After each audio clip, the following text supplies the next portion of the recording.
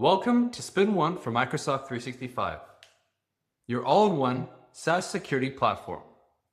Today, we will be discussing eDiscovery, spin backups, granular searching, and legal hold solution.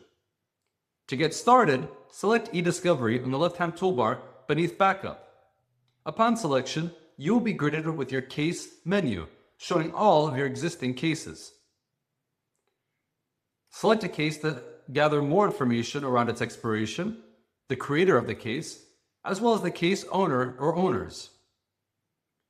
Within a case, we can perform functionality such as legal holds and searches. Within searches, you can see your pre-ran searches as well as the results of the searches themselves.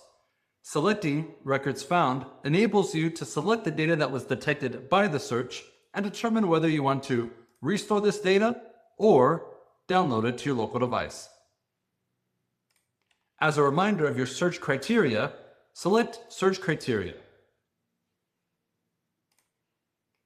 When performing searches, it's important to determine the service within Microsoft 365, such as Exchange Online, emails including attachments, or OneDrive and Documents Library. For today, we'll say Exchange Online. Next, determine the scope for the search, the entities that will be scanned for this specific data. We can determine and say, apply this search to all users, specific security groups, specific users, and even specific shared mailboxes. Upon completion of our scope, select parameters to get started with your search criteria.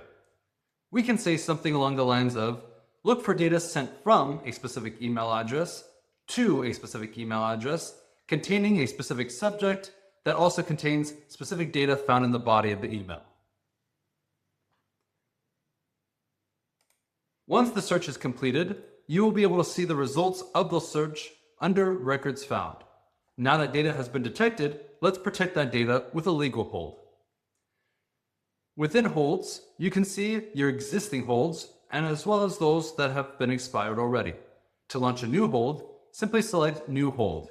Once again, similarly to searches, determine your service type, such as Exchange Online or OneDrive and Documents Library.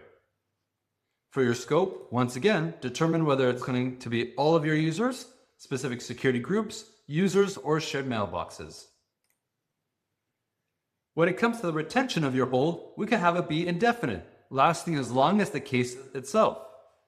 More granularity could be to launch a fixed hold, specifying a handful of days or weeks for this hold to remain active.